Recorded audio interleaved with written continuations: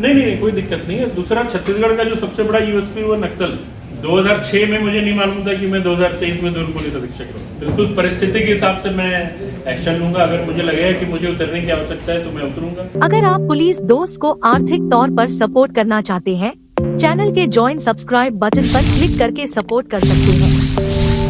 दुर्ग शहर के नए एसपी शलभ सिन्हा ने अपना पदभार संभाल लिया है। आज उनकी दुर्ग शहर में पहली प्रेस कॉन्फ्रेंस थी, जहां पर उन्होंने कई अहम मुद्दों पर चर्चा की। आइए जानते हैं इस वीडियो में कि आखिर आगे उनकी कैसी कार्यप्रणाली रहेगी।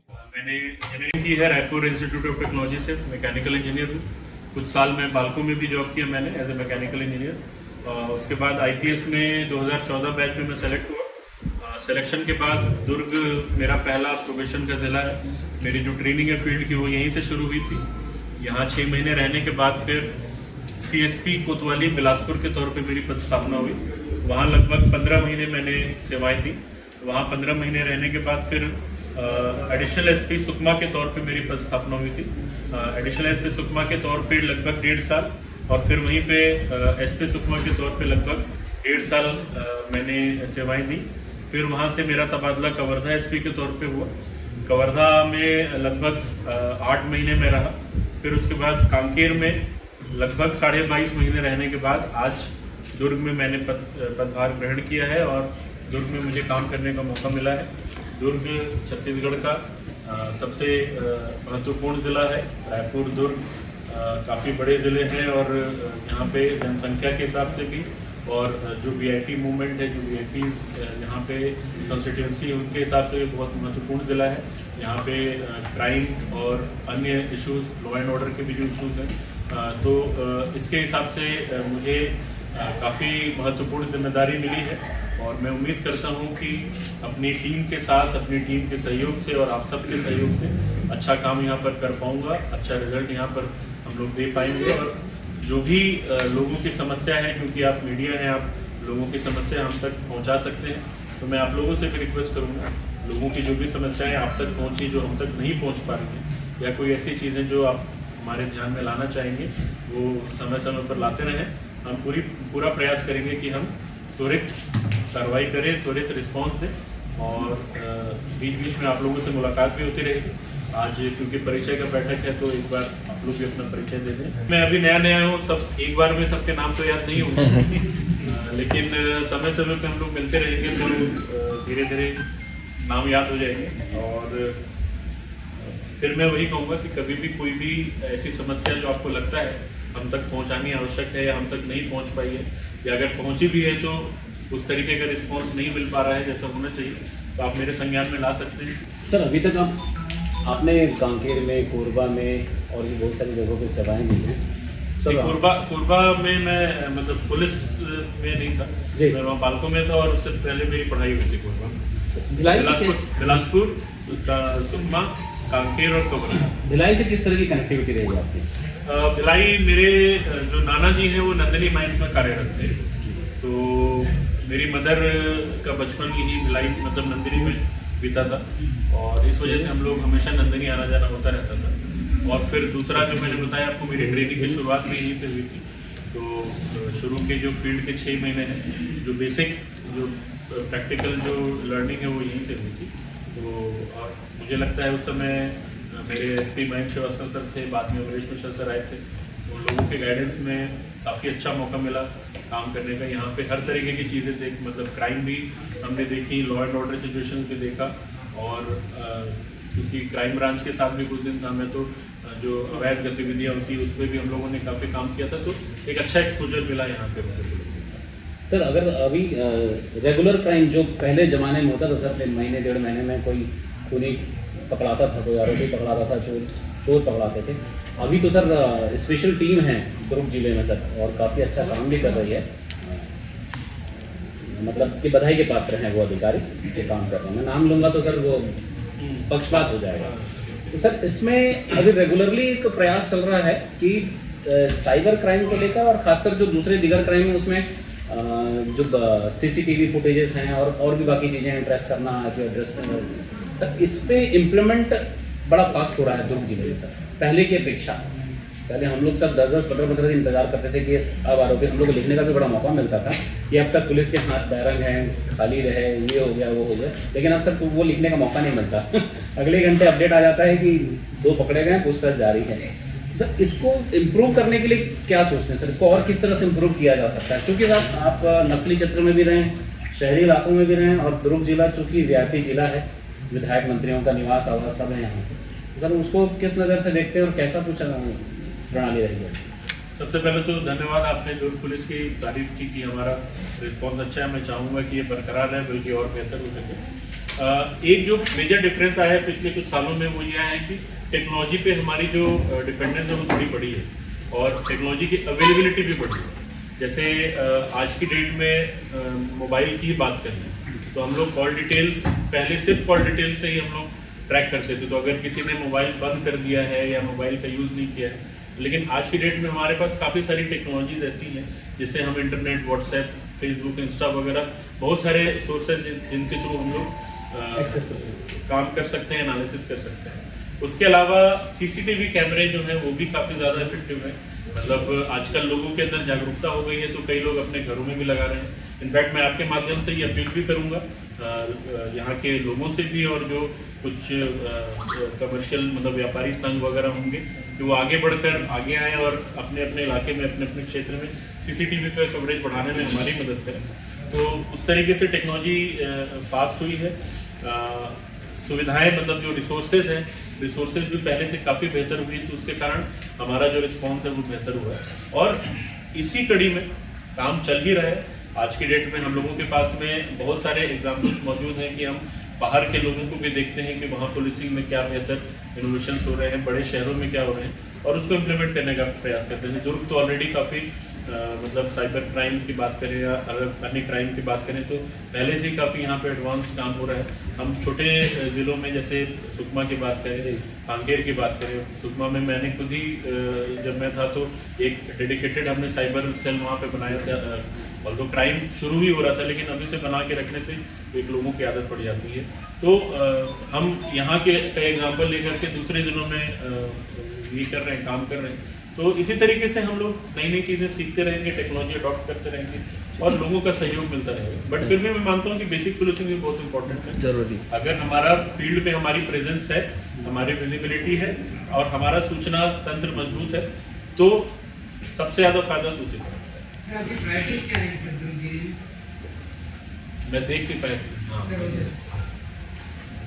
दुर्ग जिला जैसा अभी बात हो रही थी कि यहाँ सारे कंपोनेंट्स हैं, तो अगेन मैं वही बोलूँगा, बेसिक पुलिसिंग तो जो सबसे इम्पोर्टेंट है वो रहेगी ही रहेगी।